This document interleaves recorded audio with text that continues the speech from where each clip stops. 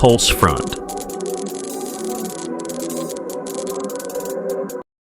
Madadamay ba ang Pilipinas sa digmaan ng Iran at Amerika? May United States base ba sa Pilipinas na posibleng atakihin? Sa mga nakaraang linggo, maraming Pilipino ang nag-aalala at nagtatanong kung tuluyang sumiklab ang digmaan sa pagitan ng Iran at Estados Unidos, posible bang madamay ang Pilipinas? Upang masagot ito, kailangan muna nating maintindihan ang posisyon ng Pilipinas sa pandaigdigang politika at ang relasyon nito sa Estados Unidos. Una sa lahat, mahalagang linawin na wala ng permanenteng base militar ng Amerika sa Pilipinas.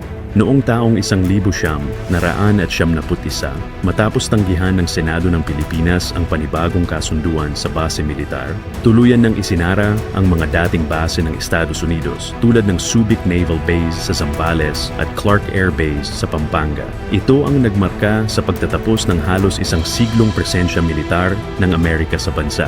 Ngunit kahit wala ng permanenteng base, nananatili pa rin ang malapit na ugnayan ng Pilipinas at Estados Unidos sa larangan ng depensa at seguridad.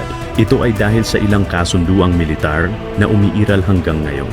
Isa sa pinakamahalaga dito ay ang Mutual Defense Treaty o MDT na nilagdaan noong 1951.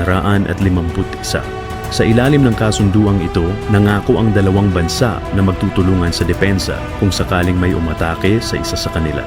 Ibig sabihin, kung may external na banta laban sa Pilipinas, inaasahang tutulong ang Estados Unidos. Ganun din kung may banta sa Amerika na may kinalaman sa seguridad sa rehiyon. Bukod dito, mayroon ding kasunduang tinatawag na Enhanced Defense Cooperation Agreement or EDCA. Sa ilalim ng EDCA, pinapayagan ang mga sundalong Amerikano na gumamit ng ilang piling kampo militar sa Pilipinas.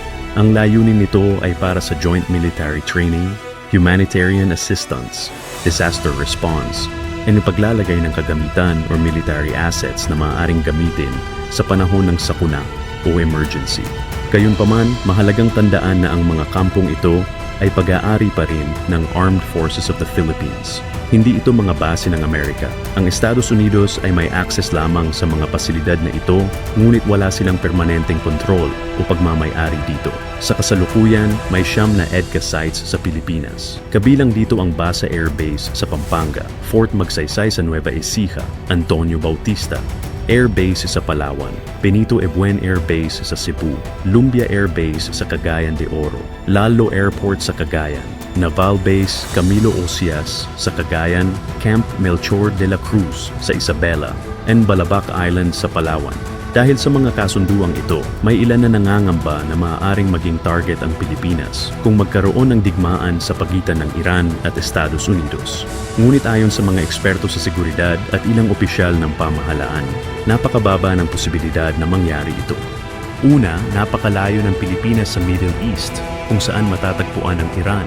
Ang pangunahing focus ng anumang posibleng labanan sa pagitan ng Iran at Estados Unidos ay malamang na mangyari sa Persian Gulf, Strait of Hormuz, o sa mga kalapit na bansa sa gitnang silangan. Ikalawa, ang mga EDCA sites sa Pilipinas ay hindi ginagamit bilang offensive military bases laban sa ibang bansa. Kadalasan, ginagamit lamang ang mga ito para sa training exercises, logistical support, at humanitarian operations. Ikatlo, wala ring indikasyon o kumpirmadong ulat na itinuturing ng Iran ang Pilipinas bilang target sakaling magkaroon ng direktang digmaan laban sa Estados Unidos. Gayunpaman, hindi rin ibig sabihin na walang magiging epekto sa Pilipinas ang ganitong uri ng conflict. Sa katunayan, mas malaki ang posibilidad na ang epekto ay mararamdaman sa ekonomiya kaysa sa larangan ng militar. Isa sa pinakamalaking epekto ay maaaring mangyari sa presyo ng langis. Ang Iran ay matatagpuan malapit sa Strait of Hormuz, isang makitid ngunit napakahalagang daanan ng mga oil tanker sa buong mundo.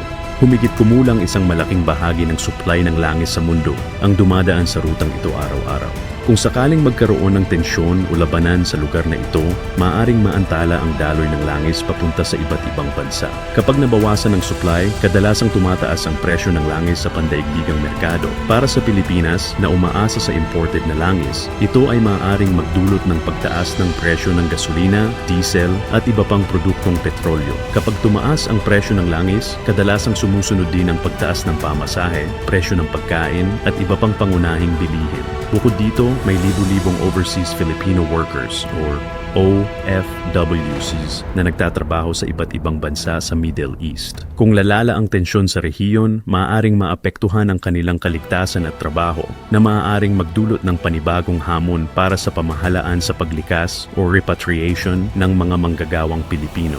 May ilang sitwasyon lamang kung saan maaaring mas direktang madamay ang Pilipinas. Halimbawa, kung gagamitin ng Estados Unidos ang mga pasilidad sa Pilipinas bilang bahagi ng aktwal na military operations laban sa Iran, maaari ring mangyari ito kung ang digmaan ay lumawak at masangkot ang maraming bansa na posibleng magdulot ng mas malawak na pandaigdigang conflict. Ngunit sa kasalukuyang sitwasyon, walang malinaw na indikasyon na mangyayari ang mga ganitong senaryo. Sa kabuuan, bagamat may matibay na alyansa ang Pilipinas at Estados Unidos sa larangan ng depensa, nananatiling mababa ang posibilidad na direktang maging target ang bansa sa isang digmaan sa pagitan ng Iran at Amerika. Mas malaki ang tsansa na ang mararamdaman ng mga Pilipino ay ang epekto nito sa ekonomiya, lalo na sa presyo ng langis, kalakalan, at sa kalagayan ng mga Pilipinong nagtatrabaho sa Middle East. Kaya habang patuloy na binabantayan ng mundo ang tensyon sa pagitan ng Iran at Estados Unidos, mahalaga ring manatiling kalmado at maunawaan ang tunay na posisyon ng Pilipinas sa gitna ng pandaigdigang isyong ito. Please follow Pulse Front para makapanood ng mga ganitong klaseng content. Salamat kapatid!